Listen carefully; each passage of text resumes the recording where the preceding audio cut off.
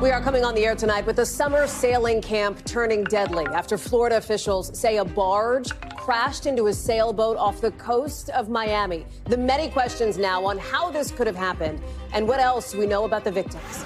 Then the alarming heat wave, extreme even for July. Not the only real weather risk tonight. How a rare and potentially dangerous derecho is threatening millions. Plus, a sprawling manhunt in Arkansas as we speak for the person suspected of murdering a couple in front of their 2 kids while they were out hiking. But police need from the public to help find who did it.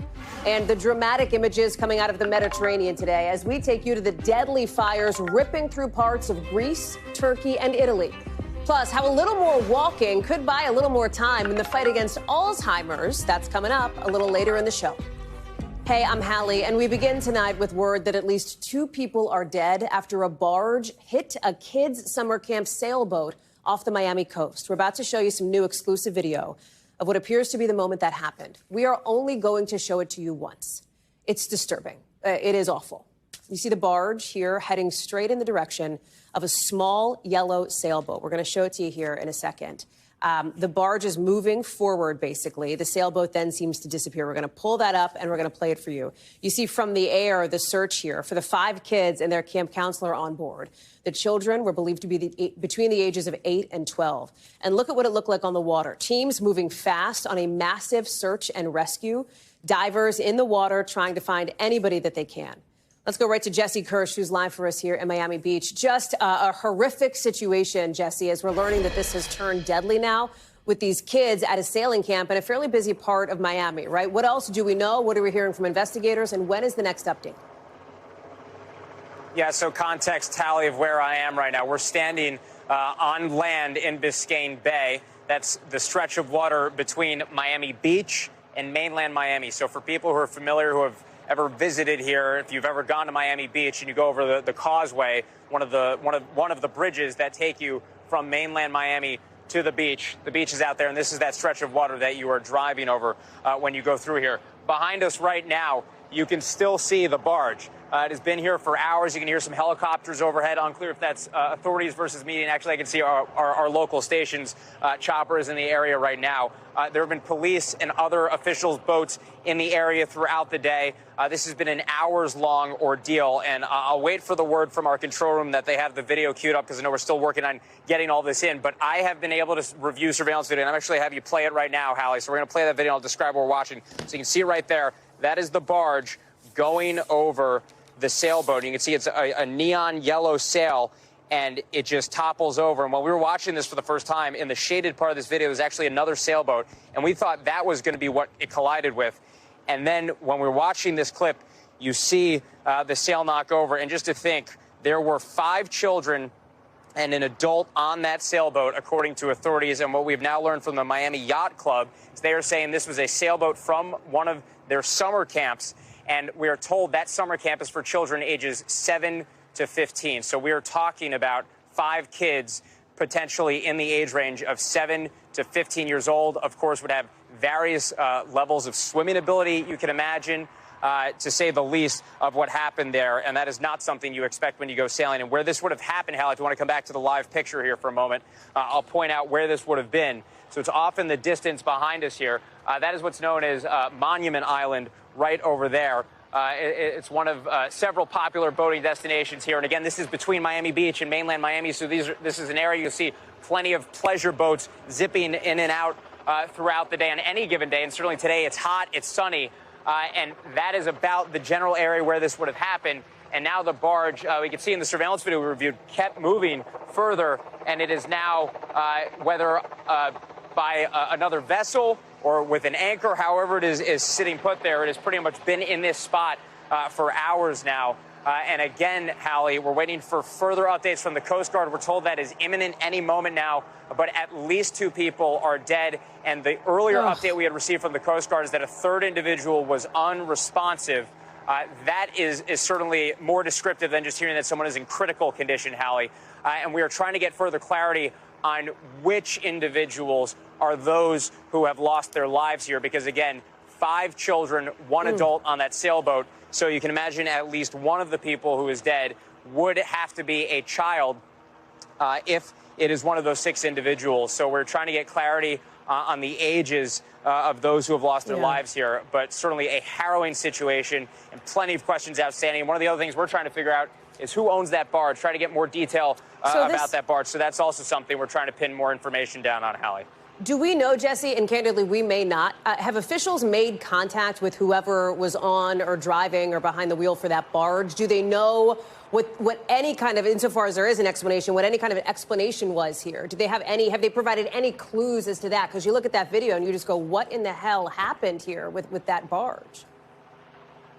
If they haven't told us. We're waiting for a new update from the Coast Guard imminently. The leading agency on this has changed hands repeatedly throughout the day. I just think speaks to the scale of what we're dealing with here. But what I can tell you is there have been police boats around that throughout the day. Law enforcement from the state level had, and you can see boats there, had a drone up there at one point. So they've certainly had ample opportunity to make contact with whoever was driving that barge, Hallie. And then just quickly, Jesse, I think fair to point out, sailing camps up and down, any sort of coastal area can be fairly common. This is an area, as you point out, between Miami Beach and mainland Miami, where you might see a number of recreational boats, right? A number of recreational crafts. That's not uncommon. Absolutely. But I would tell you, Hallie, also a lot of them would have some pretty powerful motors, right? There are yachts out here. There are speedboats out here. I live not far from here on the mainland, and I'm able to see, the wakes from boats on any given day. There's always boats out here. Jet skis, you name it, it is out here. And, of course, that can lead to a lot of congestion. And, these are narrow waterways, all things considered. It's probably only a couple football fields from here to the next island over where there are more homes. So these are narrow waterways as well to try to navigate. And, of course, if you're dealing with a sailing camp, that implies these are kids who are learning how to sail, would have various skill levels based on their ages. And, of course, the sailboat is also, to a certain degree, at the whim of the wind. So you cannot navigate it as precisely as you might be able to navigate a motorized vehicle, potentially. Sure. And we don't know anything else about the boat that these kids in this council were in, right? We assume it was a sailboat without a motor, but do we know that for sure? Can you say that one more time, Hallie? That's okay, I just know if we knew anything more about the sailboat that these campers were on. If it was a sailboat without a motor, with a motor, do we know how big that craft was? No, we have not. Okay. No, we have not been given any further detail about the type of sailboat this was, just that it was part of a sailing camp with kids, and the camp is for kids ages 7 to 15. So we don't even know exactly the ages of the kids involved, but that is the potential range. So many questions. Jesse Kirsch, we're glad to have you there. Bring us back any updates when you get them. I know you will. Appreciate you being there. Also tonight, more than half of us are baking under extreme and potentially dangerous heat. 187 million people with alerts in effect all the way from the Dakotas down to Florida. Feels like 109 in Little Rock, 110 in St. Louis, 112 in Charleston. The latest of this heat wave as we keep seeing the impact of this. Look at first responders out in Arizona. They had to rescue at least 3 people from heat exhaustion while they were out hiking. You see them running up the stretcher on wheels there. And some regions are on alert for a double weather whammy with really bad storms expected in South Dakota, Iowa, and Minnesota, part of what's known as a derecho.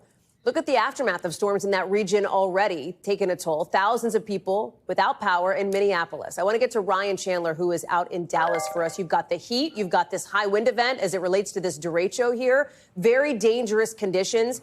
By the way, even for July, it's hotter and potentially more dangerous than in years past.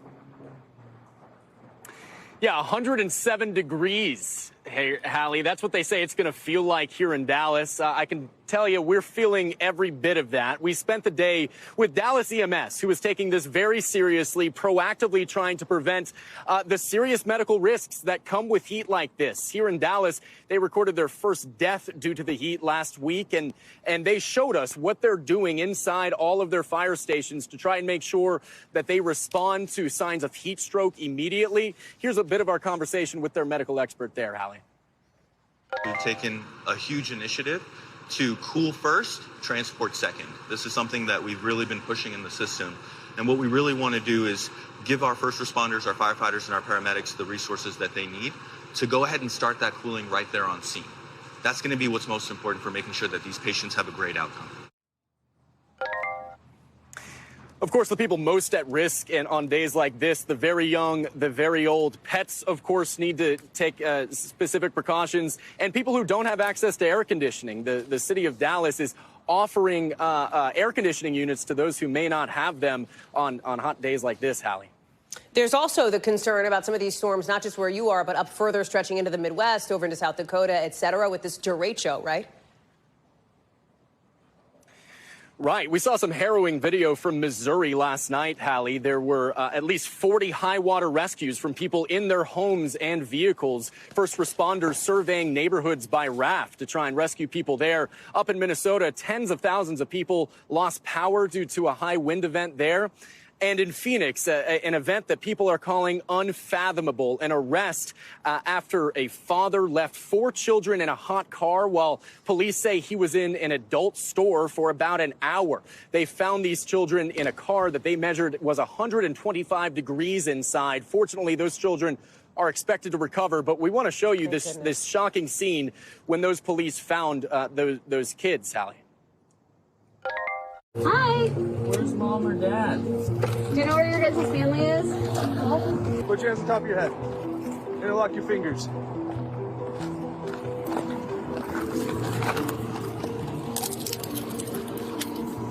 You're under arrest. Yeah, just unbelievable video there, Hallie. Fortunately, though, they do say that the kids are in the hospital after showing signs of heat exhaustion and are okay, Hallie. Well, thank goodness those kids are doing okay. Ryan Chandler, live for us there in Dallas. Thank you. Let's take it to Arkansas, where police are asking for help tonight in the manhunt for the person suspected of murdering a couple at a state park in front of their children. Clinton and Kristen Brink were out on a hike with their 2 daughters when police say a man who's still on the loose killed the couple in a remote, rural part of the park. Police say they got a call about the murders Saturday afternoon. So we found the victims down here. They're on the lower Devil's Den Trail. Just a couple minutes. I think I see you right there. I've got two bodies down here. You heard them mention Devil's Den there. This is that area on the map, which police say is pretty rugged. A lot of vegetation, no cell service. Police say the daughters, the little girls, 7 and 9 years old, were not hurt and are now with family members. I want to bring in Kathy Park, who's joining us now. Kathy, police are hoping video from that day is going to help them track down the suspect here, right? Yeah, Hallie, so this is still a developing story, a lot that we don't know, and that's why police are asking for the public's help. Any more clues that could potentially link them to the suspect? So if you were in the area on Saturday, police say look through your phones, your GoPro videos, and if you have any more information, report it right away. And Hallie, it really has been a chilling 48 hours. This crime happened just before 3 in the afternoon on Saturday. The family went hiking, as you mentioned, at Devil's Den State Park, and the couple was eventually found dead on a trail. And police described that trail to be quite rugged, remote, no cell service in that area. So part of the park is now a crime scene and closed until further notice. They have stepped up patrols in that area. Meanwhile, there is still an ongoing manhunt. The suspect is still on the loose. He's described by police as a white male, medium build. He was wearing dark clothing, dark pants, long sleeve shirt, a ball cap. He had fingerless gloves, also sunglasses. And then he was seen driving in a black sedan, likely a Mazda, with a license plate that was covered by some sort of tape. And then he was headed toward the highway in that area. Hallie? This couple, this family had just moved to this area of northwest Arkansas, right? I mean, this is just a nightmare, unbelievably so, for their children, for their family members. Yeah, just heartbreaking. Just moved 3 weeks ago to the Arkansas area, and our NBC colleagues have been able to reach out to family members. We do have a statement that we want to show you. It says, in part, the family is asking for privacy during this very difficult time as they grieve and learn how to navigate this new reality. Clinton and Kristen died heroes, protecting their little girls, and they deserve justice. They will forever live on in all of our hearts. And Hallie, it's worth noting that there is still a lot that we don't know, and it's unclear exactly how those young girls got away without any injuries. Apparently, according to the 911 call that was released, those girls managed to get to the visitor center somehow. So still a lot of questions at this hour, Hallie. Kathy Park, keeping an eye on all of that. Kathy, thank you very much, with so many developments yet to come on that one.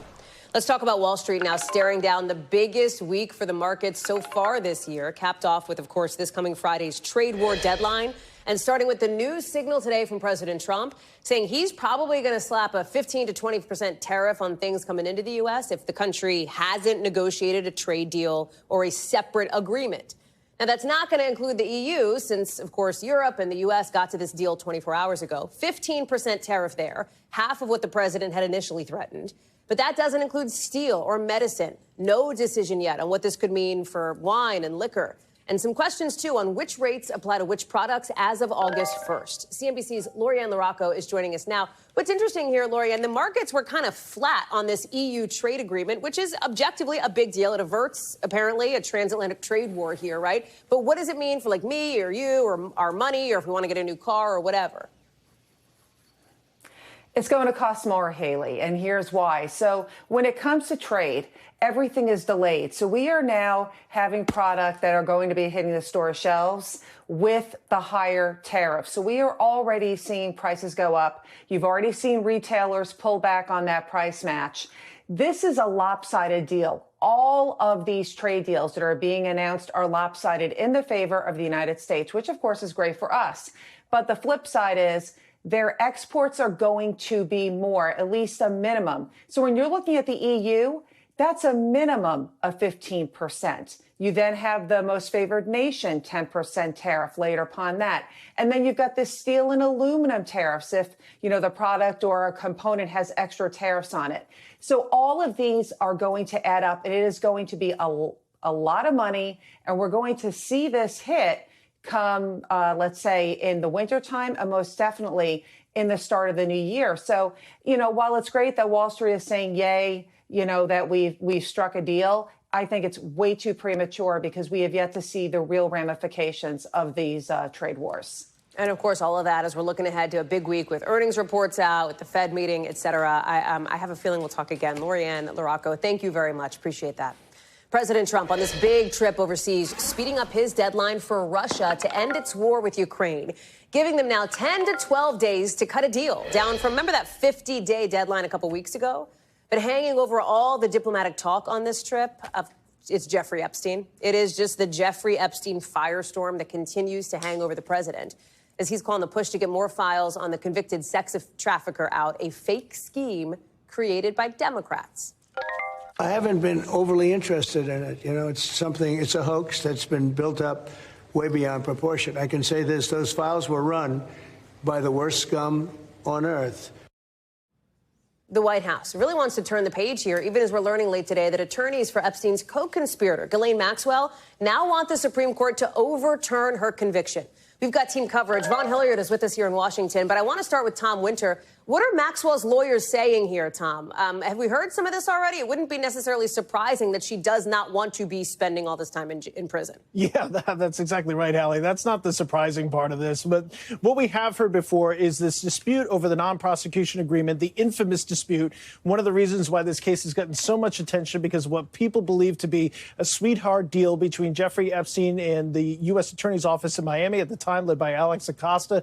And this goes back to the 2007-2008 time period. The argument here today from Maxwell's attorney, and it was somewhat foreshadowed by federal prosecutors in their brief before the Supreme Court, saying, look, there's a split in this country among the federal court districts, and that's typically, obviously, an instance where the Supreme Court gets involved, which is when you sign a non-prosecution agreement with one one U.S. Attorney's Office, so in this case, the Southern District of Florida, Miami, does it apply to the entire United States and the purview of the Justice Department, or does it just apply to the Southern District of Florida, a very specific geographic area? One of the things that prosecutors have said in the past is, does it even matter? Because the conduct that's covered in the non-prosecution agreement goes from 2001 to 2007, yet much of the conduct for which Ghislaine Maxwell was charged with is, in fact, in the late 1990s. She's also not a party to the non-prosecution agreement in the strictest sense. It's a contract. She's not named in this contract at all. She doesn't sign her signature to it. This is something that has already been ruled on at the district court level, to your point, that we've heard these arguments before, and obviously her case was allowed to go forward and there was a conviction. But one of the things that they talk about here, Hallie, is the fact that it mentions that it could cover other co-conspirators. And so that's why Ghislaine Maxwell thinks that she should be covered by this, and they think the Supreme Court should rule on it.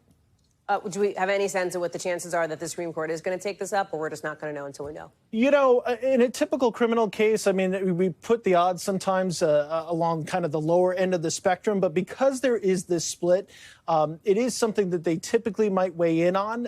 I would just say that because of the way that federal jurisdictions work, and you've got to tie specific crimes to specific federal districts, the chances of the Supreme Court ruling in Maxwell's favor here are probably not particularly high, legal experts say. But Hallie, we don't take odds on the Supreme Court, so we'll just have to see, A, whether they take it up, and then B, whether it helps her out at all. As they say, time will tell. Tom Winter, thank you very much. Appreciate that. Let me bring in Vaughn Hilliard now, because Vaughn, President's getting a lot of questions as he's overseas on this trip. He's having these moments. He's getting, peppered by members of the pool, the traveling group of reporters that goes with him. And some of those questions are about Jeffrey Epstein, even as he is sitting overseas, with these trade deals hanging over, this tariff deadline coming up on Friday, everything with Russia, everything with Gaza, which we'll talk about. How does the White House see it? And they've also been met, not by domestic American protesters, but overseas in Scotland. There have been protesters with Jeffrey Epstein signs outside of where the president has been. For this White House, they can't move on from it because the man who is running the White House, Donald Trump, continues to talk about it, calling it a hoax, but also filing that lawsuit against the Wall Street Journal. I think when we look at all of this, when the Wall Street Journal lawsuit, his attorneys just today filing and calling for Rupert Murdoch to have an expedited deposition within the next 15 days, arguing that he's 94 years old, he's old, and questioning his health status, and that they want to move forward with this. It's kind of surprising because we've seen in the past the president really almost, back in the Access Hollywood tape, for instance, sort of take hold and say it was locker room talk. Right. But now he's filing an actual lawsuit over the Wall Street Journal article about him apparently depicting a naked woman. His vice president, J.D. Vance. An interesting sort of series of events on that today, too. Exactly. He came out and defended the president. Take a listen. Donald J. Trump, I'm telling you, he's got nothing to hide. His administration has got nothing to hide, and that's why he's been an advocate for full transparency in this case. Not surprising that J.D. Vance is defending Donald Trump, right, that the vice president is defending the president, but interesting that the vice president is wading into it in this way, so sort of publicly now. And he's largely been quiet on this front. And I think that he knows that you're going to be facing headwinds in the weeks and months ahead. Because if you look up at Capitol Hill, there are 11 Republicans that are eager when they get back from recess to join with Democrats and force a petition vote from the House floor to have the DOJ turn over all of the Epstein files. Yeah. And James Comer, who is the House Oversight Committee chair, he has been very specific, saying under no circumstances should Ghislaine Maxwell get a pardon or a commutation. And the president himself is not outright ruling that out. And that is really, really defining in this entire conversation, that the president even is giving a little bit of wiggle room to Ghislaine Maxwell at a time in which his personal defense attorney, now the number 2 at the DOJ, is the one behind closed doors, only gaining access to, if you could call them, more Epstein files, and that is more transcripts between this DOJ and Ghislaine Maxwell. All of it goes to show you it is something that will likely continue to be a topic of discussion in and around the White House and the Hill for weeks yet to come, at least until they get back in September. Absolutely. You get an August recess too, right, Vaughn? I don't think we get that. All right. Vaughn Hilliard, thank you. We'll negotiate it. Appreciate you. Thank you. Let's take you to Michigan now, because the man accused of hurting 11 people during a stabbing spree at a Walmart has just been in court late today. He's now formally facing assault and terror charges after the dramatic moment, look at this, when bystanders surrounded the suspect, stopped him from hurting more people. I want you to watch. Drop it! Drop it! Throw the knife that way! Throw it away! You can hear people yelling at him to drop the knife, telling him to get on the ground. And our Maggie Vespa talked to some of these good Samaritans about how this all happened. Listen. I don't know why, just instinct. I just went after him, and I wanted the whole situation to stop. I wasn't going to let him go. I knew that. He wasn't going to get away from me. We're also learning in the days and hours before that attack, police had already been looking for this suspect. Maggie Vespa is joining us now live from Michigan. What else did these folks tell you, these people who were just, out shopping at Walmart when this all went down? Right.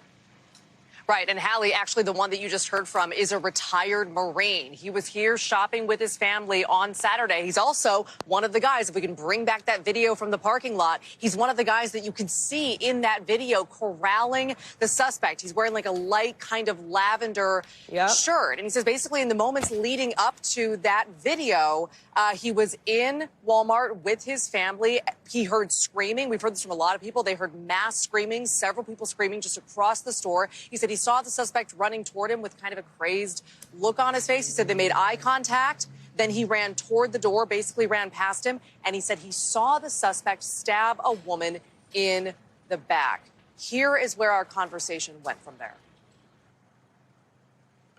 You saw him stab a woman in the back. Yeah, just as far as he could get the knife into her. And then she went right down, and I could just see the blood flying out of her. And that's when he shuffled the knife from hand to hand, and he like spun and stopped like he was going to come back and get her again. I hit him right in the rear just as hard as I could with the grocery cart. And then another guy came up with the grocery cart and hit him again. Yeah, you hear people grabbing grocery carts. You see in that video, by the way, I should have mentioned, one of the men who was corralling the suspect was armed with a handgun. The sheriff calling all of these men heroes and actually praising how they de-escalated the situation. Basically, once they got to him, they corralled him into the parking lot and made this stop, made him drop the knife, held him until basically deputies got there. Hallie, the suspect, identified as 42-year-old Bradford James Gilly.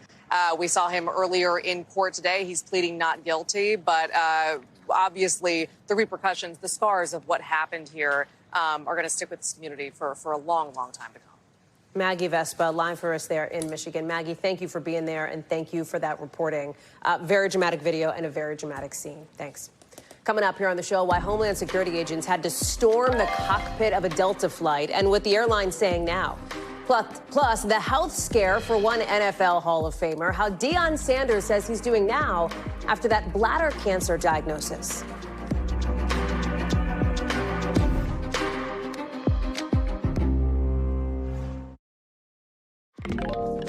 Some new developments tonight after a dramatic scene that unfolded when a plane landed in San Francisco. Look at this. Agents from Homeland Security storming the cockpit of the Delta flight to arrest a co-pilot who's now facing child sex crime charges. Look, so this is agents walking down the aisle to grab the co-pilot's stuff after arresting him. In a statement late today, Delta says partly we are appalled by reports of the charges related to the arrest, and the individual in question has been suspended pending an investigation. DHS tells our Bay Area station it was helping out a local sheriff's office with an arrest warrant. We have not been able to reach the co-pilot, and we have not confirmed whether or not he has an attorney. Let me bring in Tom Costello, who's joining us now. Boy, some pretty unusual scenes here unfolding. Yeah. The details of this are really disturbing. Yeah. We won't get too explicit here, but the co-pilot who's been arrested, he is 34 years old. Rustam Bagwagar is his name, and he was arrested by the Contra County, California Sheriff's Department, and they got help with the federal agents who, because this was on a plane, it has federal jurisdiction, so the federal agents came on board. He is facing charges of sexual assault on a child under the age of 10. The details are very disturbing, but that's why the police and Homeland Security officers came on board. We do not know yet of a court date, and as you mentioned, we do not know if he has an attorney. This has all just happened in the last 48 hours or so. And that suspect has now been, as you see, suspended from Delta Airlines. And we showed some of that video, of course, of those agents walking down the aisle. We also, while we have time, talk about Newark, because there's some developments there today as well, after you and I talking how many times about the problems, the issues, the delays related to Newark and what's happening with air traffic. Yeah, that's right. So the FAA's Inspector General has announced that they are going to look at the move that we've talked about many times to move the TRACON for the Newark airspace from New York down to Philadelphia. Right? That happened under the Biden administration. Right. We talked about that. That was part of what was, The reason they did that move is because of staffing shortages with air traffic control, et cetera, et cetera. And so now the Inspector General is going to look at whether that made any sense. Very unpopular, by the way, with the air traffic controllers. But the Inspector General is going to look at whether that made any sense. At this point, the FAA is going with it. They're not talking about changing and going back to New York. But that has been kind of exaggerating and exacerbating, if I should say, the problems with staffing at Newark. But it comes as there's this very intense spotlight now, of course, on the air traffic control issue in this country. It's a huge, huge task for the FAA. It is. It's a huge problem. As we've said, they are short some 3,000 to 3,500 air traffic controllers nationwide. It takes years to train a controller, right? You go through the academy, then you have on-the-job training. The Washington Post today is out with a report that's fascinating. They look at the on-the-job training locations that did the best. In other words, you get out of the academy and you're assigned to Denver, Seattle, New York, Miami, Dallas, whatever. They looked at those centers that had the highest rates of success for the trainees getting through and succeeding, becoming a controller. New York had the lowest. They're like 44% of success rate. Also not very high in Oakland, California. The highest or higher rates were, for example, in Denver and in Miami. So I talked to a retired FAA psychologist who says, you know, we really need to look at the culture at those facilities that had the higher rates and see, is there something we can replicate to those centers that had the low rates to help people get through this job? But the concern is, the allegation is, by many of these trainees, is that this is almost like college hazing, that they are berated, that they are yelled at, that profanities are thrown at them constantly, and they feel like they can't even catch a break. And oh, by the way, they're training for one of the most stressful jobs you can have in America. And so that's why 35% quit at the academy, 25% quit on the job. This is not an easy job, and the question is this the best training mechanism? You talk about stress. It is literally life and death. I mean, that's the every stakes second of the day, life and death for those controllers, right? Doesn't matter if you're controlling Omaha or New York. Tom Costello, plenty of action on your beat today and always. Thank you very much for going through it all with us. Appreciate it. Let's get you over to the 5 things our team thinks you should know about tonight. Number 1, Thailand and Cambodia agreeing to an unconditional ceasefire to end some of the deadliest conflict there in more than a decade. We've been telling you about this, right? This fighting here that's displaced 300,000 people in just 5 days. At least 36 people have been killed. Some towns on both sides of the border totally deserted now. Today's ceasefire comes after President Trump put pressure on both countries to figure out a peace plan while he's negotiating trade deals. Number 2, NFL Hall of Famer Deion Sanders says he is now cancer-free after that diagnosis with a bladder tumor. His doctors say they've removed part of his bladder and basically built him a new one from a part of his lower intestine. Here's Deion Sanders talking about that today. Listen. It was dynamic. It was tough. It wasn't a cakewalk. It wasn't easy. That C word that we usually, when we hear that word, is normally a life sentence attached to it. But not this time. Not for Sanders. Not for Sanders, who says he is coaching next season at Colorado. Number 3, look at some of this new video into us showing a Spanish Air Force jet doing evasive maneuvers. Pretty wild at an air show. The Air Force said the pilot did this to avoid a flock of birds in its path. Look at that. Apparently, this is the usual protocol for something like that. Number 4, riders coming down from a 150-foot roller coaster at Cedar Point Amusement Park after it malfunctioned. Look at this, people moving like they're coming down the stairs, basically. That's them. High up. Ugh. This same coaster has broken down about 4 times since opening just last month. Cedar Point has not yet responded to our request for comment. When we come back, the concern, the growing anger tonight over the worsening hunger crisis in Gaza. Our team over at Sky getting an inside look. Look at that, at one of the planes airdropping supplies. You'll only see it here. Plus, police in Cincinnati now investigating a fight gone viral. We've got that video next.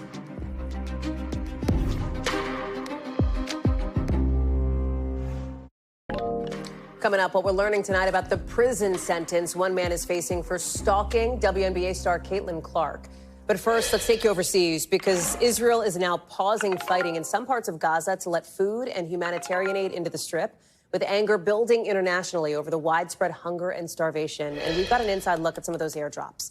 The Gaza Health Ministry says 147 people have died of famine and malnutrition, including 88 children, with the United Nations warning new deliveries of food and aid are not enough to prevent famine. The Israeli Prime Minister continues to blame Hamas for not distributing aid.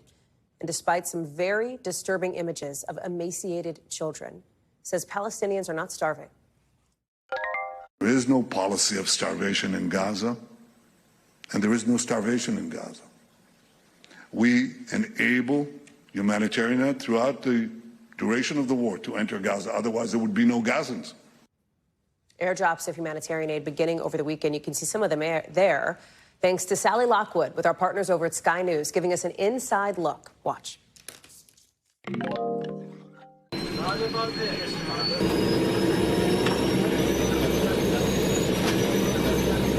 We're on our way to Gaza with the Jordanian military. As we get closer, it gets more tense. The parachutes prepared to drop food and baby formula from the sky.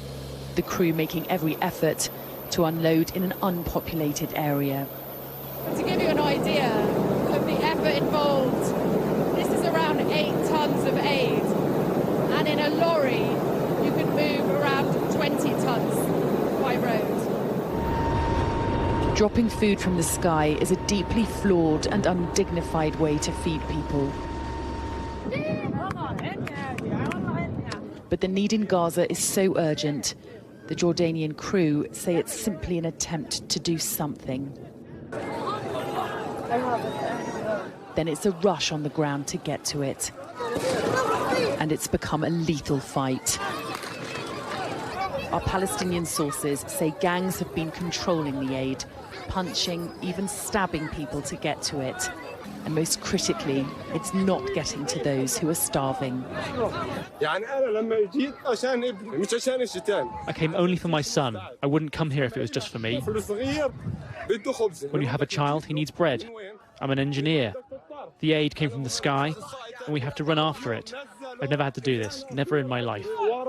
Either you're shot trying to get food, or you're killed in the conflict. We are asking for the borders to be opened and for the aid to come in. We are asking all the nations. I'm just trying to get some flour or pasta. I couldn't get anything. What could really make a difference is an influx of aid by road. It's hoped Israel's humanitarian pauses will rapidly increase food distribution, but it's very unclear how this is going. Gaza's hospitals have reported another 14 deaths from starvation in the last 24 hours, and airstrikes have killed another 41 people, according to local media. We can't verify these numbers because Israel has not allowed international journalists access to Gaza. We were even told filming shots of Gaza from the air could result in these aid flights being cancelled. Anything left standing is damaged. It's just fields and fields of grey ash. Just devastation. But Israel's tight grip hasn't stopped the images of horror getting out. The question now is what more the international community will do about it. Sally Lockwood, Sky News over Gaza. You saw it there, you heard it there about drops from the air, what that means, what that does. I want to bring in Matt Bodner, who's been following this humanitarian crisis. And Matt, you heard from President Trump today, too, who clearly has seen at least some degree of the images coming out of Gaza, who clearly also disagrees with the Israeli prime minister because the president called it real starvation today. He talked about some of the images that have come out. That's correct, Hallie. I mean, it is interesting to see this apparent divergence begin between Trump and Netanyahu. I mean, throughout this entire war, at least since President Trump has returned to office, they've been very much lockstep on basically most of the issues involved in the Gaza conflict. And it's definitely clear that Netanyahu relies on that support. But it also speaks to, I think, just the power of the images that we're seeing coming out of Gaza, some of them from our own team on the ground in Gaza, other media organizations as well. And the situation is really difficult to overstate, I think, at this point. It's dire, it's desperate. Our team on the ground there has been talking to doctors, one American doctor speaking to us yesterday, just talking about malnourished mothers being unable to nurse their children, a severe lack of baby formula, creating a situation in which you can't supplement that. And we're just sort of looking across the entire population. Doctors are all saying the same thing. The deaths from malnourishment are spiking. This is at a tipping point now, and the scale of the need is so vast that it's difficult to see how something like dropping crates from the air is actually going to satisfy that need. Just to give you guys a sense of the scale of where that's at, the IDF did release a statement today giving us a sense of how much they've delivered by air with the Jordanians and the UAE.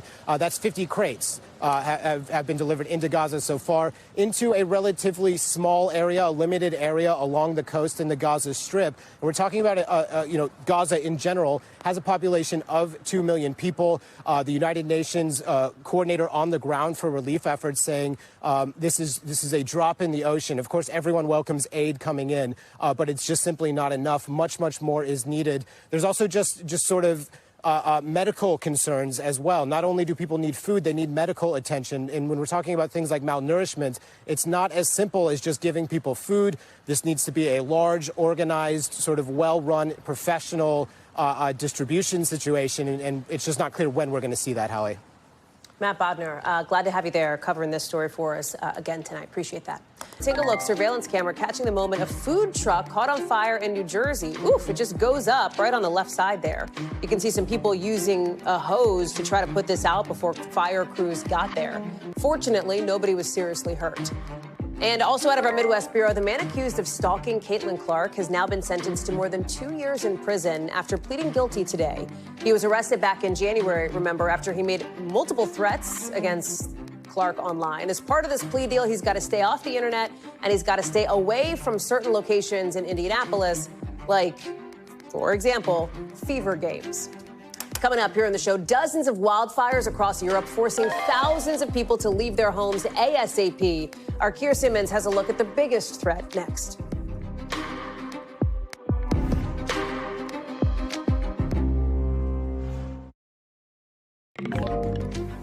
Chaos in the Mediterranean today with wildfires ripping through some of Europe's most scenic and busiest summer spots. Look at this, these huge flames in Turkey's northern hills.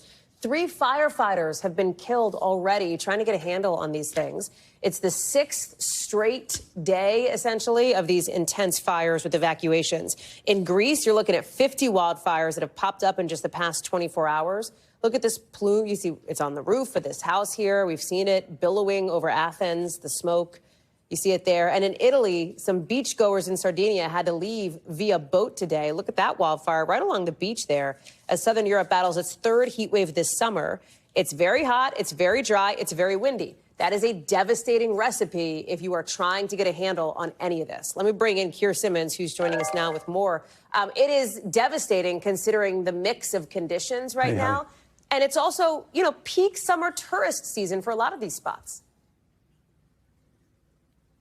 That's so right, and that is one of the challenges.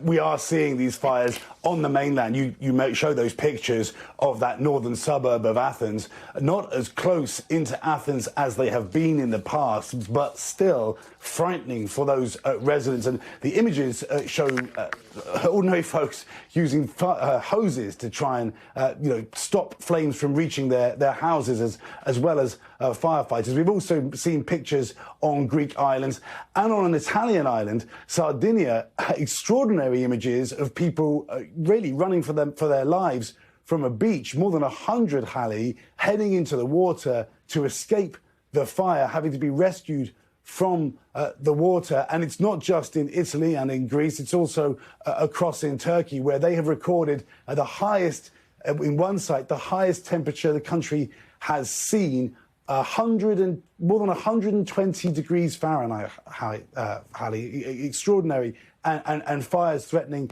the 4th largest city in Turkey. The estimate is of a fire this season that is potentially as devastating as we've seen in any years, and the fire season is really just getting going across southern Europe.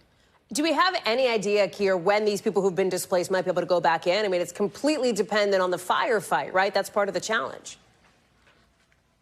Yeah, it is. And they're saying in Greece, for example, that the winds are dying down. So they're hopeful now that things may improve a little bit, that they may have got a control over these latest fires. But it's iterations, it's surges, and it's different countries. So it's impossible to know just how bad, if you like, this is going to be in any one country until you get to around about October time. The heat dries the landscape, and then the fires come. So they can come as we get towards the back end of the summer.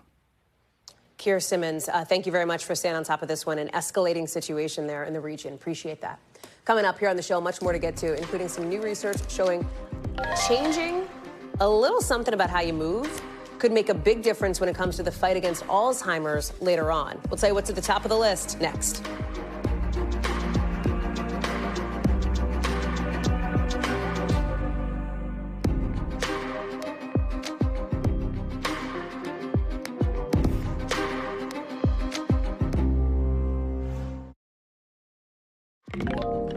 Some potential new hope tonight in the fight to hold off symptoms of Alzheimer's for people at high risk for the disease. Researchers seeing a big benefit in making a little tweak to your lifestyle. And you know what's at the top of that list?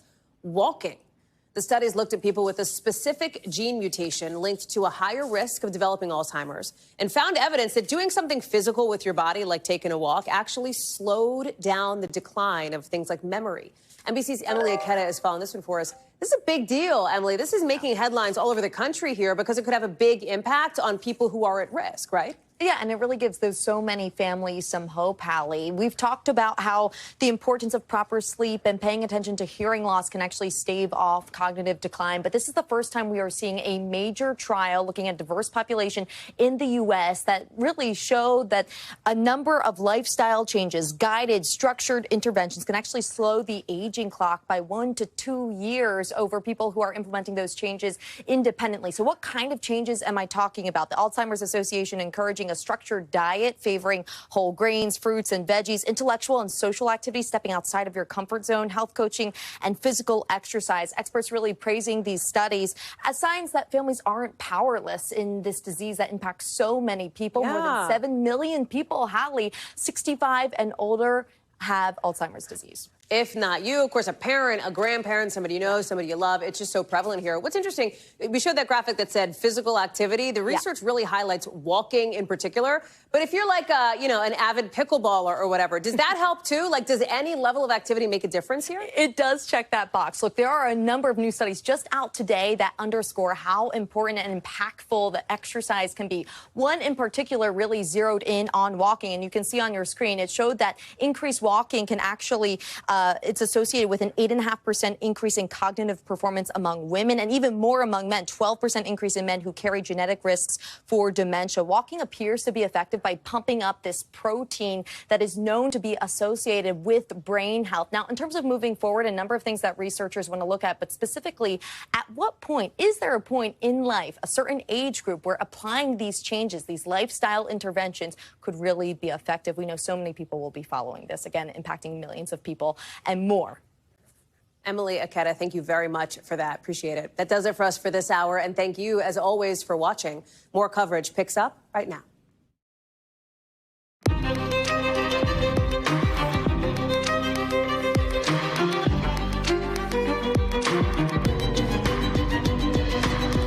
Tonight, a summer sailing camp turning deadly after Florida officials say a barge crashed into a sailboat off the coast of Miami. The many questions on how this could have happened, the new exclusive video just into NBC, and late word as we are coming on the air about who those two victims are. Then the alarming heat wave, extreme even for July, not the only weather risk tonight, how a rare and potentially dangerous derecho is threatening millions. Plus, a sprawling manhunt in Arkansas as we speak for the person suspected of murdering a couple in front of their 2 kids while they were hiking. What police need from the public now to help find who did it. And chaos at a casino in Reno after somebody opened fire there. Multiple people hurt. The police briefing this hour. We'll take you there live. Plus, new details from the dramatic arrest of a Delta co-pilot after officers stormed the cockpit to take him into custody. We've got more on that coming up a little bit later in the show. Hey, I'm Hallie, and we are coming on the air with late word tonight in just the last couple of minutes that the 2 people killed after a barge hit a summer camp sailboat off the coast of Miami were, in fact, children. It is very upsetting in every way, especially as NBC News has now have new exclusive video of what seems to be the moment this happened. We're only going to show it to you once. It is obviously disturbing. You can see the barge heading straight in the direction of that little sailboat. You see it there. There's the barge. There's the yellow sail. And the barge appears to run just dead on right into that boat, almost over it, at least from what it looks like in the video here. It is terrifying to watch. And after it happened, minutes later, you saw a massive search and rescue mission here. You see it from the air, looking for the 5 kids and their camp counselor on board. The kids were believed to be young. This is a sailing camp for kids between the ages of 7 and 15. This is what it looked like on the water. You had teams moving in, the dive team in place. They're in boats. They were on the surface of the water. You see them there coming in after looking for anybody they could find. I want to get to Jesse Kirsch, who is live for us in Miami Beach. And it is the worst possible news out of this, Jesse. Word that, in fact, those 2 people who were killed were kids. Yeah, and Hallie, based on what we know from the yacht club that runs this summer camp, the age range of kids who are part of that camp is 7 to 15. So we're talking about potentially a child as young as 7, at oldest 15, being the 2 people who have lost their lives here. You can see behind us, the barge is still out there. And just moments ago, a U.S. Coast Guard boat just came back to the shoreline here. It had just been circling around the area. But this barge has been sitting out here now for hours, Hallie, as this investigation seems to really just be in its early phases. We know that there were 6 people on the sailboat, according to authorities, that is seen colliding with that barge in the video. The Coast Guard says all 6 of the people who were on that sailboat were recovered. So all 6 people were taken from the water. And what we know is that 2 people we now know to be children, when they got to the hospital, were pronounced dead. And you can see this is what it has been like throughout the day, on again, off again. Different first responder groups have been out around that barge, and we've continued to see people milling about on board that, on again, off again. And here's another piece of new information we just got, Hallie, from the Coast Guard. We're now told that the barge you see behind us right now still has the sailboat submerged underneath it. So the sailboat has not been recovered from the water yet. It is underneath the barge. And to give you context, that means the barge dragged the sailboat. That's right, because the barge I'm going to kept ask going. our photographer, David. Yeah, the barge kept going, Hallie. So I'm going to ask David to pull back out, actually, if he can. If you can zoom out, David, because I want to have a sweep over here to the other side. And actually, you see the Coast Guard boat is now on the water again. And right behind the Coast Guard boat, there is an island. That is the rough area where the barge was when this collision happened, based on the surveillance footage we have. So if we move this way, David, if we move back toward the barge again, Hallie, the barge went all that distance. So it probably, my guess would be somewhere around 100, 150 yards. I am eyeballing it here. But that barge kept moving. And what we now know from the Coast Guard is that the sailboat is still underneath.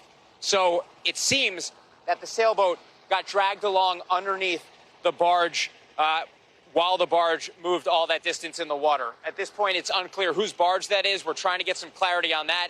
Authorities say the investigation is ongoing, but the latest we now know, Hallie, 2 key pieces of information. The 2 people who are dead are children. Just makes what was already a tragic situation that much more heartbreaking. Yeah. And we know that the sailboat that they were all on when tragedy struck is still submerged under that barge right now, Hallie. And again, you can see the Coast Guard is out there right now. And there's someone on a jet ski nearby. I don't know if that's part of their team or they're just trying to keep boaters away from the immediate vicinity. But that's the scene here right now, Hallie, and certainly families that are going to be grieving tonight. Jesse, I don't know if we can ask David, your photographer there, to get a closer look at the barge and at the Coast Guard boat there while we go through some of the big questions outstanding. I think key among them, what happened with this barge operator, whoever was operating that barge? We don't know. We don't know anything about what was happening on the barge at the moment of impact, right? They haven't released any information about interviews, for example, with the crew, et cetera? Correct. Nothing about that at this point, Hallie. And also, you know, of course, whenever we cover any kind of transportation disaster, we look for tail numbers, serial numbers, license plates, right? Anything that can identify the vehicle involved. And we've had a tough time. Our ace team out here, our photographer David, has flown a drone. He's been shooting from land. We've got a boat that's going to be crossing over right now, so you might lose the image of the barge itself for a brief moment, but it'll come right back. But, you know, our team has been getting footage from land here where we are, from the sky with a drone. Our station locally has a chopper in the air, and you can hear that chopper whirring overhead. So no shortage of camera angles here. We have not been able to get a clean look at anything that would identify the barge itself. We've been able to see the name of a company on the excavator crane that is, or on the crane that appears to be an excavator company's property.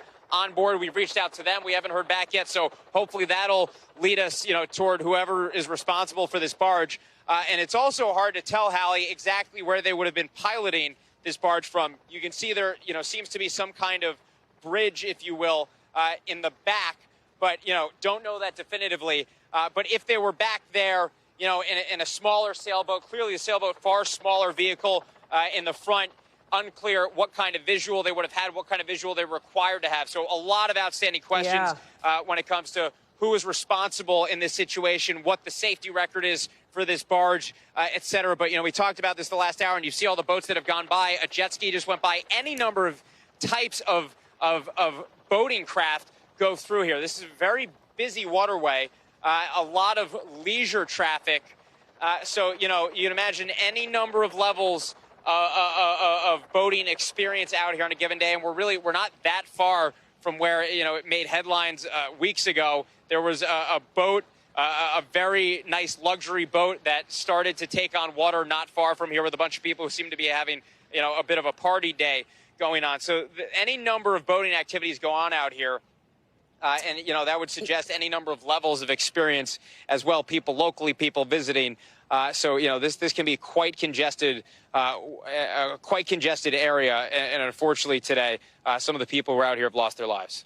And Jesse, before we let you go, this summer sailing camp, this was run through the local yacht club, right? From the Miami Yacht Club, which has been in business. I mean, it's been around for a very long time, right? I mean, this camp is not, so far as we know, anything necessarily new for the yacht club.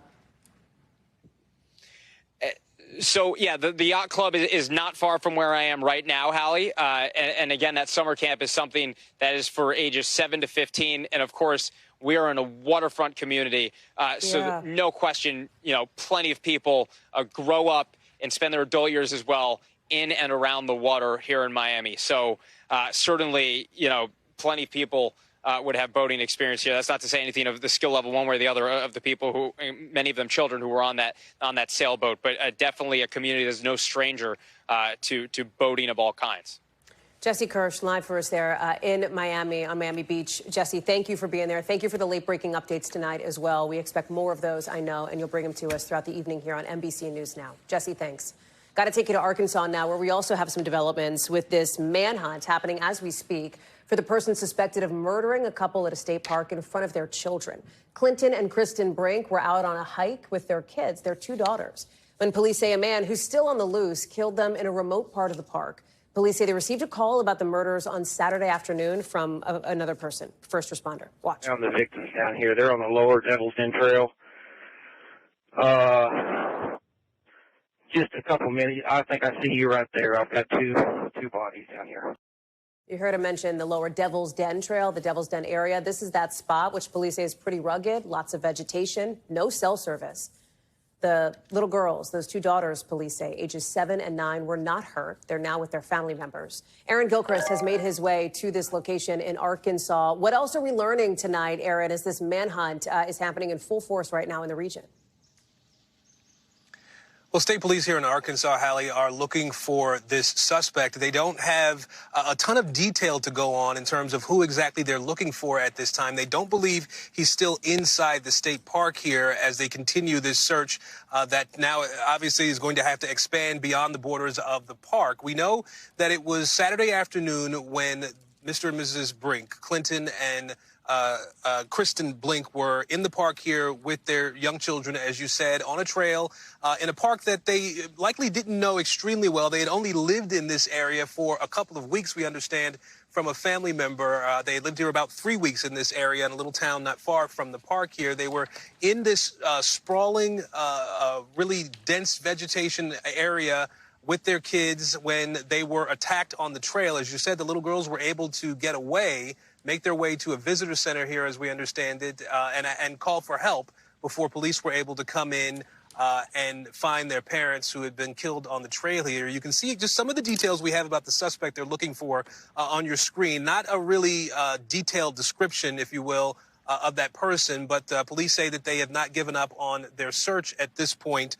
The family, as you might imagine, of these 2 little girls who are remaining are trying to help them out. I mean, if you can't imagine how traumatic this sort of an experience had to be for them to be around when their parents were attacked, and now to be without their parents. We understand from a producer who spoke with one of the family members that they are in an incredibly emotional state right now. Part of the family did release a statement that reads in part, the family is asking for privacy during this very difficult time as they grieve and learn how to navigate this new reality. Clinton and Kristen died heroes protecting their little girls, and they deserve justice. They will forever live on in all of our hearts. That statement from the family of Kristen and Clinton Brink here, Hallie, as we know that state police are still searching for their killer.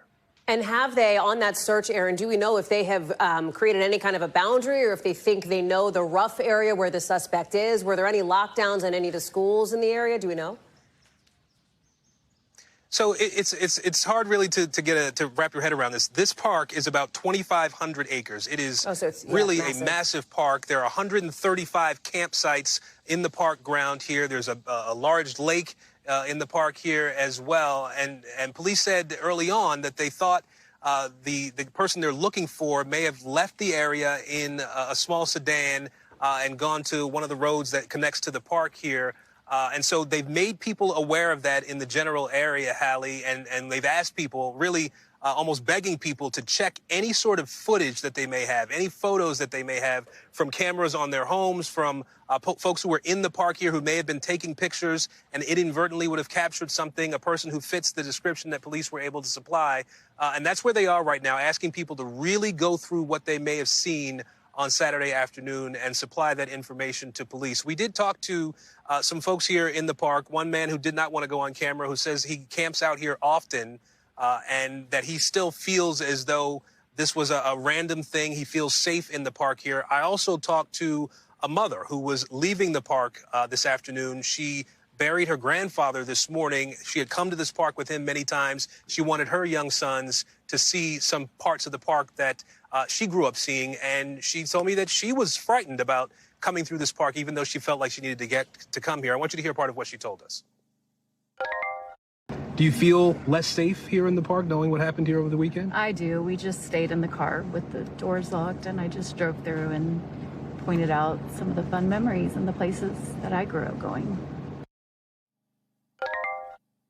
And at this point, Hallie, all of the trails inside Devil's Den State Park are closed to the public, and we're told by the Parks Department here in Arkansas that that will be the case until further notice.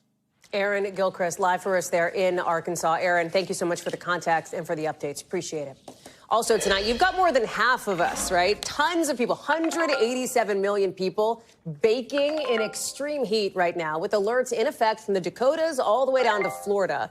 Feels like 109 in Little Rock, 110 in St. Louis, 112 degrees in Charleston. The latest of this heat wave, as we keep seeing just how dangerous this hot weather can be. Look at this scene out of Arizona. First responders rescuing a few people from heat exhaustion while they were out hiking. You see them running up at that stretcher on wheels. Some spots are in high alert for a double weather whammy with really bad storms in parts of Iowa and Minnesota. And now we've just learned about tornado warnings popping up in parts of South Dakota.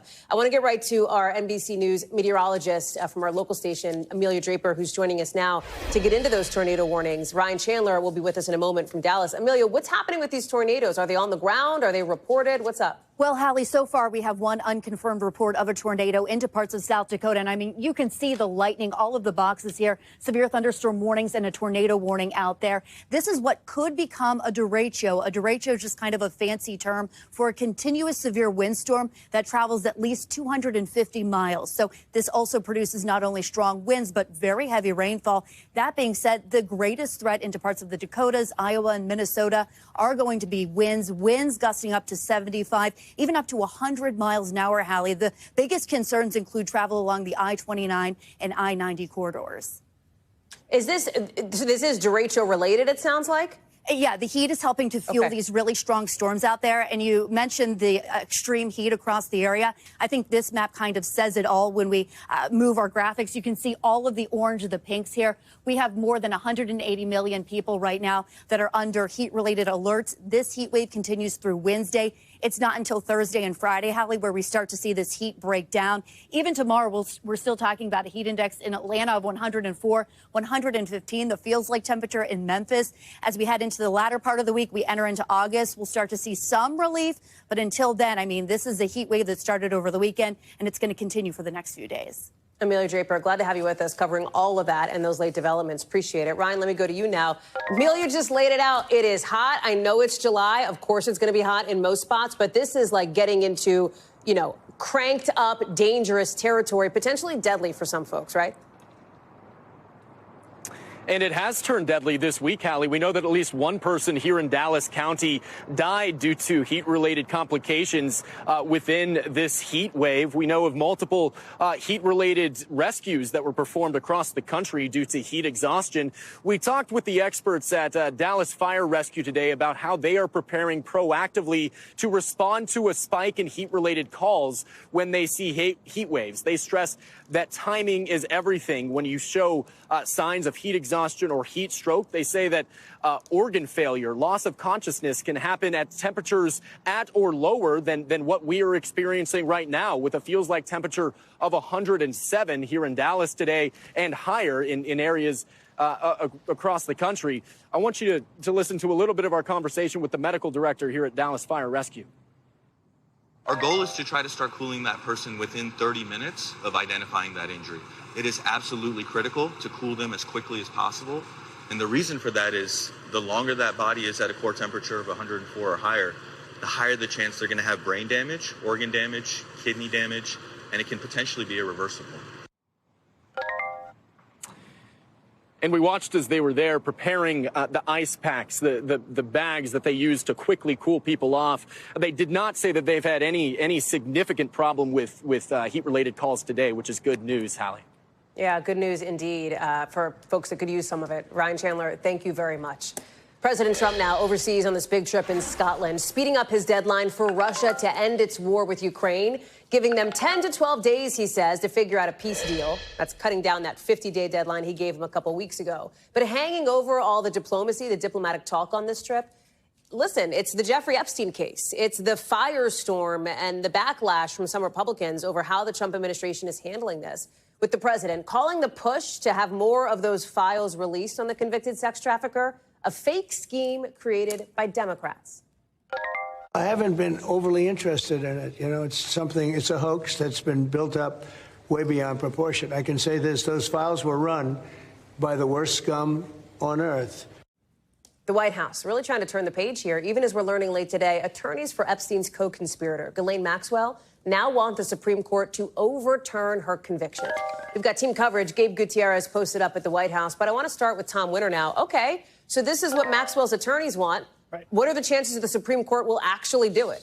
Yeah, they've been looking for this for about 4 years. The idea for federal prosecutors and their non-prosecution agreement signed by the U.S. Attorney's Office in Miami to somehow make all of this go away and be null and void, and that the indictment couldn't be filed. And so it's not been a winning argument for them so far. But one of the things that they raise here, Hallie, is that there does seem to be a disagreement in the federal court system and among the judiciary as to whether or not a non-prosecution agreement signed in one particular district, in this case Miami, the Southern District of Florida, it's a defined geographic area, whether or not a non-prosecution agreement signed there covers the entire United States Department of Justice and the entire United States, or is it only limited to Miami? Now, where prosecutors ultimately brought charges that led to the sex trafficking conviction for Maxwell was in New York, and the appellate courts there are very clear. An agreement only is assigned to the district for where it was signed. So, in other words, prosecutors were free to bring charges in New York.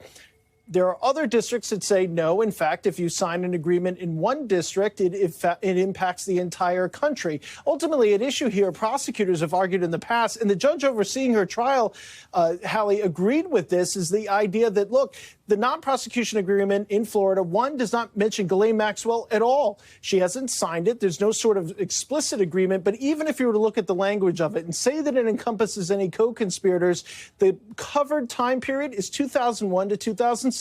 Well, hey, we charged her on a bunch of stuff going back to the late 1990s, so that doesn't apply here at all. By the way, the federal judge overseeing that case agreed and pointed out that argument specifically. So we'll have to see if the Supreme Court takes this up. Hallie, no sort of timetable yet, no even even guarantee that they will. So that's a good point, Tom Winter. Thank you. Let me bring in Gabe Gutierrez. On that point, Gabe, it's worth noting that the president has suggested, or at least has not ruled out, perhaps a pardon for Ghislaine Maxwell. He's taken a bunch of questions about Epstein. This has come up while he's on this overseas trip. And then you've got all these sort of congressional developments here in Washington as they're getting ready to go out of town, at least on the Senate side, on recess and come back in September. Yeah, that's right, Hallie. And look, there is this bipartisan push calling for the release of the Epstein files with Thomas Massie and Ro Khanna, calling for that. Although, as you know, the House really isn't back till September, so it'll be quite a while before that even happens. And look, this is the controversy that the White House can't seem to shake, in part because of the president himself. What did he do today? Yes, he was asked questions about Epstein, but he did reveal some new information. For the first time, he talked about how he had gotten that invitation to Epstein's private island, and he decided not to go. He also detailed the falling out that he had with Jeffrey Epstein, going a little bit more into detail, saying that it was at least partly because of a dispute between workers that apparently Jeffrey Epstein, according to the president, had hired away from Mar-a-Lago. So this is all turning into a drip of information that the president and his administration really can't seem to shake, and that is overshadowing his overseas trip, Hallie. An overseas trip that is coming to an end fairly soon, Gabe, right? Yes, that is correct. The president here, or not here, but overseas in Scotland, announcing that trade deal that you mentioned over the weekend with the European Union, 15%. But also there's a lot of things going on today. The president not only was asked questions about his relationship with Epstein, but also answered questions about the Russia-Ukraine war, potentially changing the deadline that he had given Vladimir Putin, also breaking with Prime Minister Benjamin Netanyahu over some of the prime minister's comments about Gaza. And his administration, Hallie, is also right now locked in these talks with China over trade. Those are happening in Stockholm, Sweden. So all of that going on, and yet the president is also making news about Jeffrey Epstein. It's lots to follow on your beat. Gabe Gutierrez live for us on the North Lawn there. Gabe, thank you very much. Let's take you over to Michigan and the man accused of hurting 11 people during a stabbing spree at a Walmart. In court in just the last couple of hours, he's now formally facing assault and terror charges. That's after this dramatic moment. Have you seen this video when bystanders surrounded the suspect and they stopped him? They yelled at him. They said, "Get down, get the knife, drop the knife." They stopped him from hurting others. Watch. Drop it! Drop it! Throw the knife that way! Throw it away! Our Maggie Vespa actually caught up with at least a couple of the folks that you see in that video there about how this all happened. I don't know why, just instinct. I just went after him and I wanted the whole situation to stop. I wasn't going to let him go. I knew that. He wasn't going to get away from me. We're also learning in the days and hours before that attack, police had already been looking for the suspect. I want to bring in Maggie Vespa, who's joining us now from Michigan. What else did these folks tell you, these people who were just, out shopping at Walmart when this all went down? Right. Right. And Hallie, actually, the one that you just heard from is a retired Marine. He was here shopping with his family on Saturday. He's also one of the guys, if we can bring back that video from the parking lot, he's one of the guys that you can see in that video corralling the suspect. He's wearing like a light kind of lavender shirt. And he says basically in the moments leading up to that video, he was in Walmart with his family. He heard screaming. We've heard this from a lot of people. They heard mass screaming, several people screaming just across the store. He said he saw the suspect running toward him with kind of a crazed look on his face. He said they made eye contact. Then he ran toward the door, basically ran past him. And he said he saw the suspect stab a woman in the back. Here is where our conversation went from there. You saw him stab a woman in the back. Yeah, just as far as he could get the knife into her. And then she went right down, and I could just see the blood flying out of her. And that's when he shuffled the knife from hand to hand, and he spun and stopped like he was going to come back and get her again. I hit him right in the rear just as hard as I could with the grocery cart. And then another guy came up with the grocery cart and hit him again. Yeah, you hear people grabbing grocery carts. You see in that video, by the way, I should have mentioned, one of the men who was corralling the suspect was armed with a handgun. The sheriff calling all of these men heroes and actually praising how they de-escalated the situation. Basically, once they got to him, they corralled him into the parking lot and made this stop, made him drop the knife, held him until basically deputies got there. Hallie, the suspect identified as 42-year-old Bradford James Gilly. We saw him earlier in court today. He's pleading not guilty, but obviously the repercussions, the scars of what happened here are going to stick with this community for a long, long time to come. Maggie Vespa, live for us there in Michigan. Maggie, thank you for being there, and thank you for that reporting. Very dramatic video and a very dramatic scene. Thanks. As we've been on the air, too, got to take you to Nevada, where police say 3 people have been killed after somebody opened fire at a casino in Reno. This is a news conference. You're looking live, happening right now. Officials say police rushed to the Grand Sierra Resort and Casino just after 7 o'clock this morning, West Coast time. They managed to immediately find the suspect within just a couple of minutes there, who's now in custody and being treated at a local hospital. Steve Patterson is joining us now with more on this. What happened? This person walked in and just opened fire?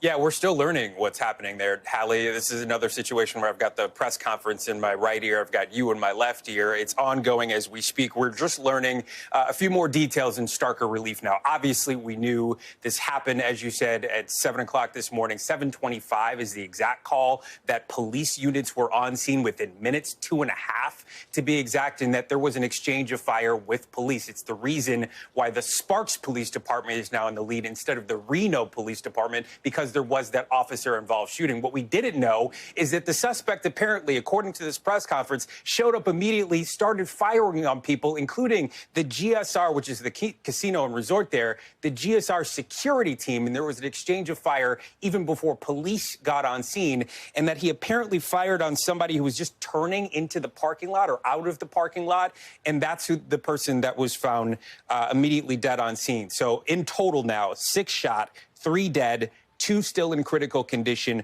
1 released from the hospital. Police, multiple agencies investigating this. As you know, police are just sort of learning the details. We don't know what the motive is here. It sounds like this was something of a random shooting just because of how bizarre and how random shots fired as soon as somebody is immediately on scene seems. But this is all something that's obviously still in the works, still being worked out by multiple police agencies who are investigating this. Yeah, very much so. Steve Patterson, lots of questions on that one. I'll let you get back to listening to that news conference. Thank you for multitasking as this is all developing tonight. Thanks, Steve.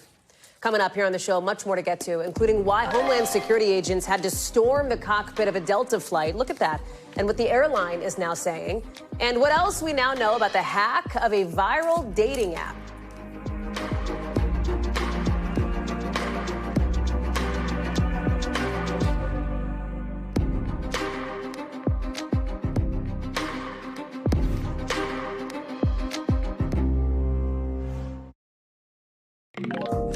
Coming up, how Delta is responding to one of their pilots being pulled off a plane by the feds. But first, let's get you over to the 5 things our team thinks you should know about tonight. Number 1, both Thailand and Cambodia have agreed to an unconditional ceasefire, ending some of the deadliest conflict there in more than a decade. We've been telling you about the fighting there. It's displaced like 300,000 people in just 5 days. Some 36 people have been killed in these clashes. Today's ceasefire comes after President Trump pressured both countries to get to some kind of a deal while he's negotiating trade agreements. Number 2, you heard about that new, the T app, this viral app. A spokesperson now says some direct messages were also accessed in that hack we've been telling you about. Remember, hackers got into some user photos and IDs. This was a couple days ago now. A T spokesperson says the data breach is still under investigation and that they're offering free identity protection services to some of the affected users. Number 3, the Cleveland Guardians all-star relief pitcher is being put on paid leave as part of a major league investigation into sports betting. He is now the 2nd Guardians pitcher to be put on leave as part of this whole thing. We're talking about Emmanuel Clase here. It's not clear if the 2 cases are related, but the Guardians say no other players should be affected by this.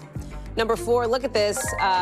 Hate to tell you about a roller coaster broken, but this is a big one. 150 feet at Cedar Point Amusement Park in Ohio.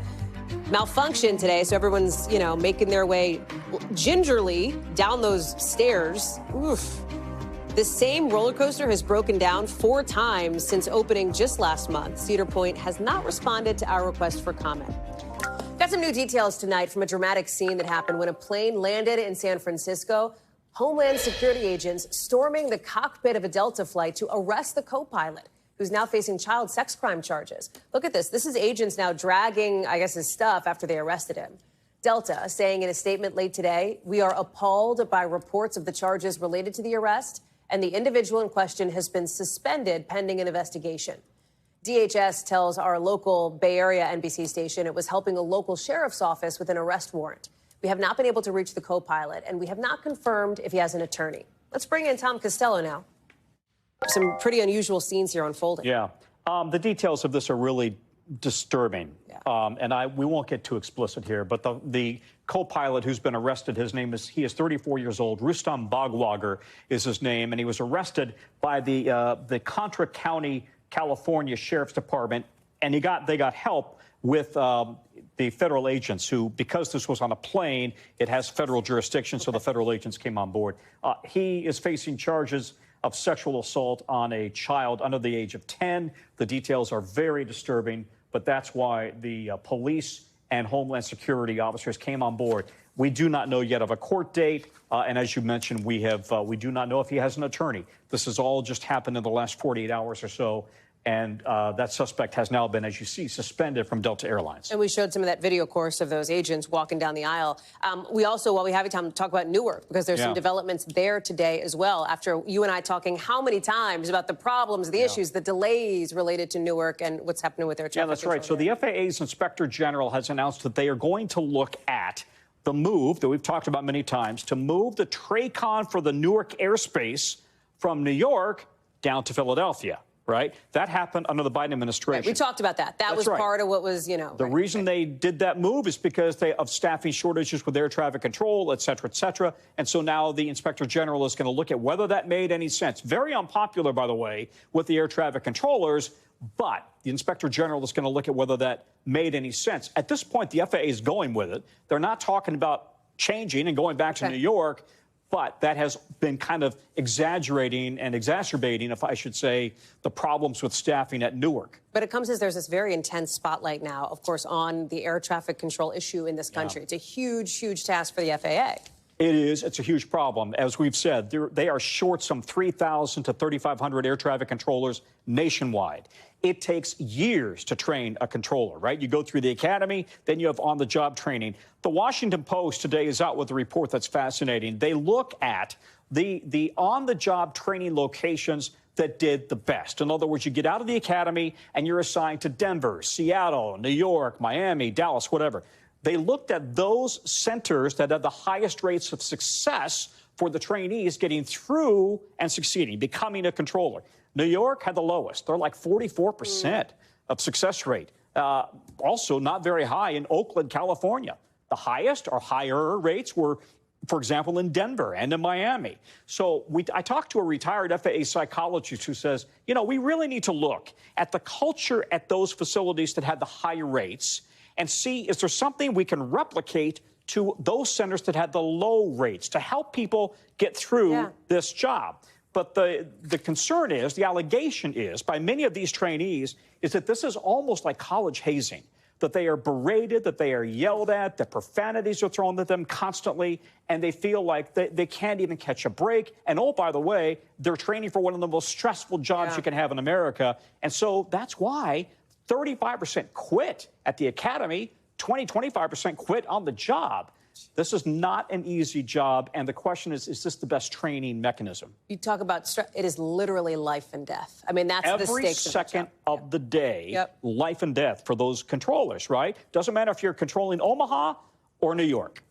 Tom Costello, plenty of action on your beat today and always. Thank you very much for going through it all with us. Appreciate it. Coming up, what we're learning tonight about the prison sentence one man is facing for stalking WNBA star Caitlin Clark.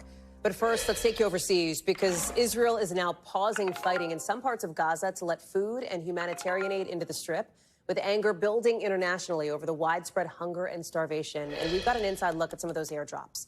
The Gaza Health Ministry says 147 people have died of famine and malnutrition, including 88 children, with the United Nations warning new deliveries of food and aid are not enough to prevent famine. The Israeli Prime Minister continues to blame Hamas for not distributing aid, and despite some very disturbing images of emaciated children, says Palestinians are not starving.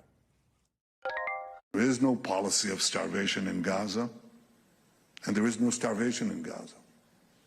We enable humanitarian aid throughout the duration of the war to enter Gaza. Otherwise, there would be no Gazans.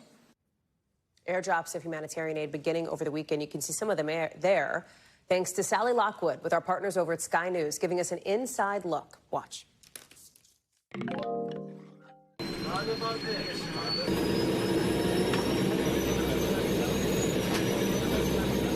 We're on our way to Gaza with the Jordanian military. As we get closer, it gets more tense. The parachutes prepared to drop food and baby formula from the sky. The crew making every effort to unload in an unpopulated area. To give you an idea of the effort involved, this is around 8 tons of aid. And in a lorry, you can move around 20 tons by road.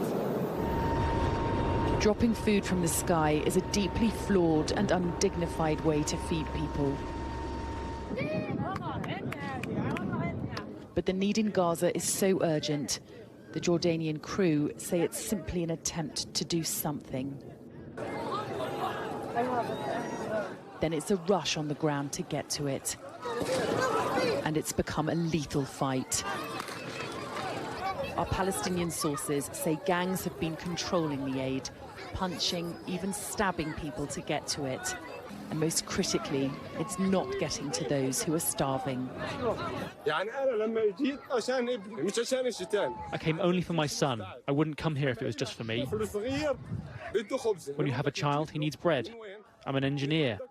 The aid came from the sky, and we have to run after it. I've never had to do this, never in my life. Either you're shot trying to get food, or you're killed in the conflict. We are asking for the borders to be opened and for the aid to come in. We are asking all the nations. I'm just trying to get some flour or pasta. I couldn't get anything.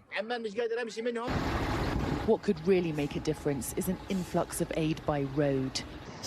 It's hoped Israel's humanitarian pauses will rapidly increase food distribution, but it's very unclear how this is going.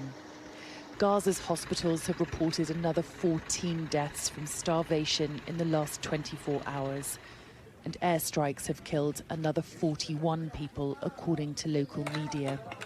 We can't verify these numbers because Israel has not allowed international journalists access to Gaza. We were even told filming shots of Gaza from the air could result in these aid flights being cancelled. Anything left standing is damaged. It's just fields and fields of grey ash.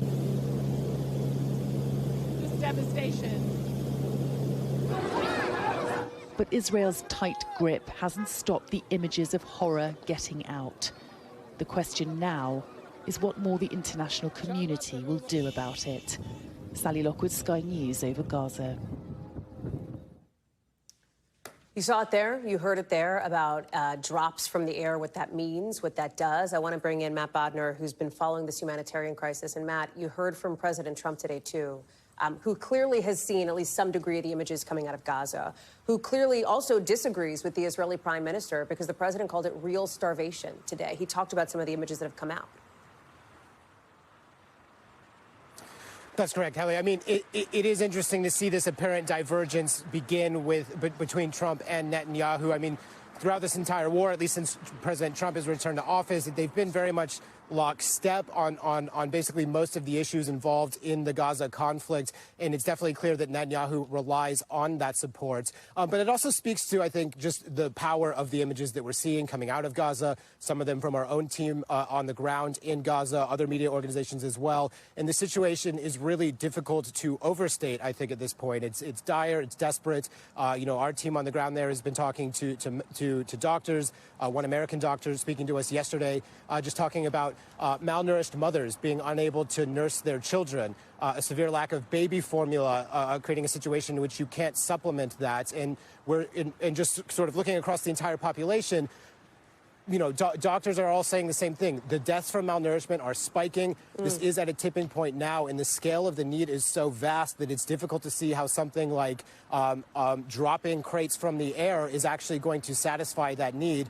Just to give you guys a sense of the scale of where that's at, the IDF did release a statement today giving us a sense of how much they've delivered by air with the Jordanians and the UAE. That's 50 crates. Have been delivered into Gaza so far, into a relatively small area, a limited area along the coast in the Gaza Strip. And we're talking about, Gaza in general has a population of 2 million people. The United Nations coordinator on the ground for relief efforts saying this is a drop in the ocean. Of course, everyone welcomes aid coming in, but it's just simply not enough. Much more is needed. There's also just sort of medical concerns as well. Not only do people need food, they need medical attention. And when we're talking about things like malnourishment, it's not as simple as just giving people food. This needs to be a large, organized, sort of well-run, professional distribution situation. And it's just not clear when we're going to see that, Hallie. Matt Bodner, glad to have you there covering this story for us again tonight. Appreciate that. NBC News covers hundreds of stories every day, and because it can be tough to read or watch or listen to them all, our bureau teams have done it for you. This is what they tell us is going down in their regions in a segment we call The Local. Take a look, surveillance camera catching the moment a food truck caught on fire in New Jersey. Oof, it just goes up right on the left side there. You can see some people using a hose to try to put this out before fire crews got there. Fortunately, nobody was seriously hurt. And also out of our Midwest Bureau, the man accused of stalking Caitlin Clark has now been sentenced to more than 2 years in prison after pleading guilty today. He was arrested back in January, remember, after he made multiple threats against Clark online. As part of this plea deal, he's got to stay off the internet and he's got to stay away from certain locations in Indianapolis, like, for example, fever games. Coming up here on the show, dozens of wildfires across Europe forcing thousands of people to leave their homes ASAP. Our Keir Simmons has a look at the biggest threat next.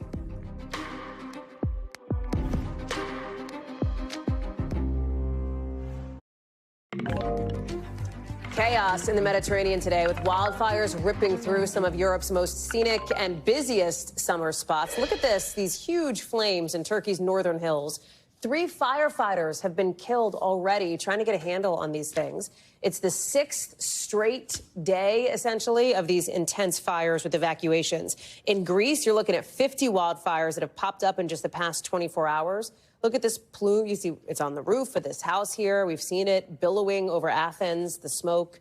You see it there. And in Italy, some beachgoers in Sardinia had to leave via boat today. Look at that wildfire right along the beach there as Southern Europe battles its 3rd heat wave this summer.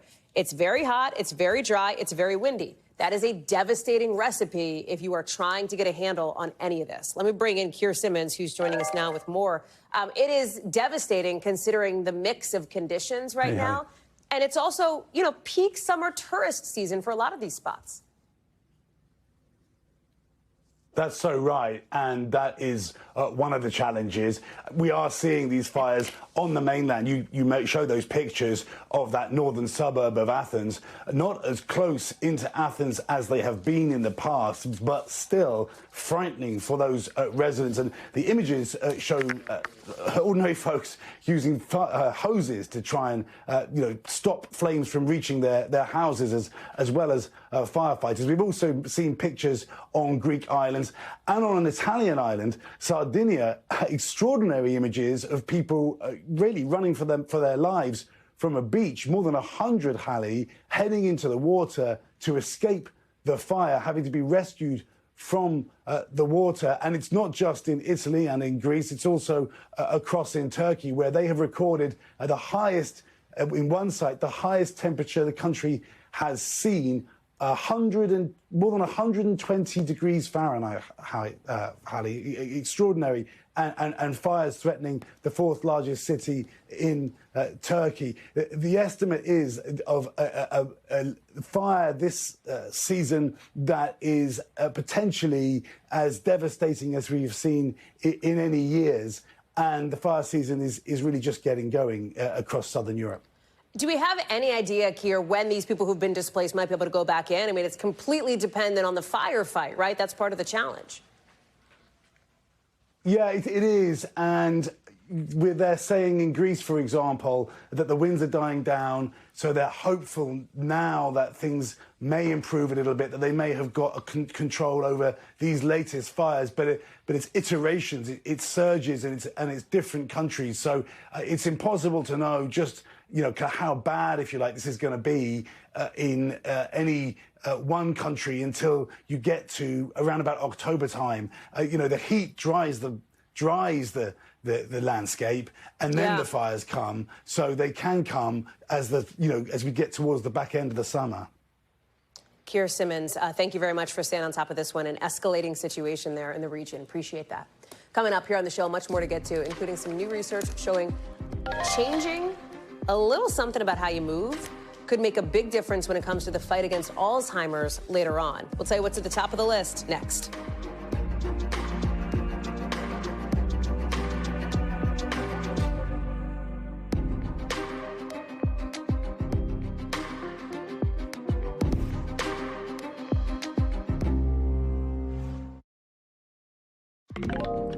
Some potential new hope tonight in the fight to hold off symptoms of Alzheimer's for people at high risk for the disease. Researchers seeing a big benefit in making a little tweak to your lifestyle. And you know what's at the top of that list? Walking.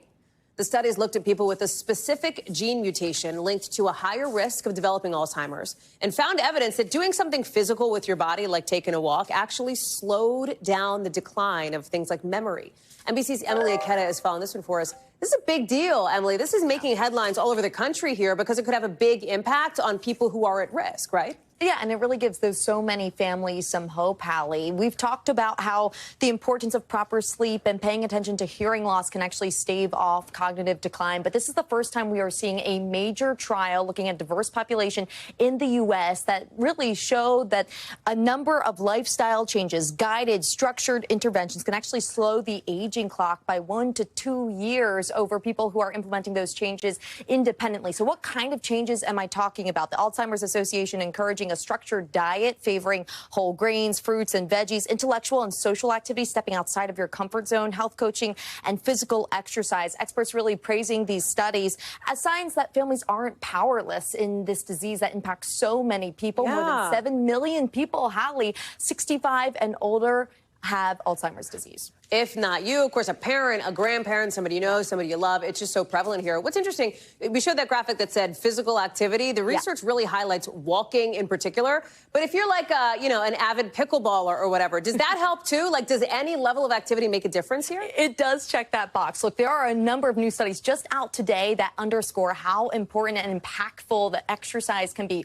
One in particular really zeroed in on walking, and you can see on your screen, it showed that increased walking can actually it's associated with an 8.5% increase in cognitive performance among women and even more among men, 12% increase in men who carry genetic risks for dementia. Walking appears to be effective by pumping up this protein that is known to be associated with brain health. Now, in terms of moving forward, a number of things that researchers want to look at, but specifically, at what point, is there a point in life, a certain age group, where applying these changes, these lifestyle interventions, could really be effective? We know so many people will be following this, again, impacting millions of people and more.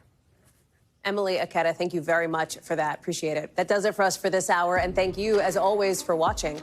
More coverage picks up right now. We thank you for watching. And remember, stay updated on breaking news and top stories on the NBC News app or watch live on our YouTube channel.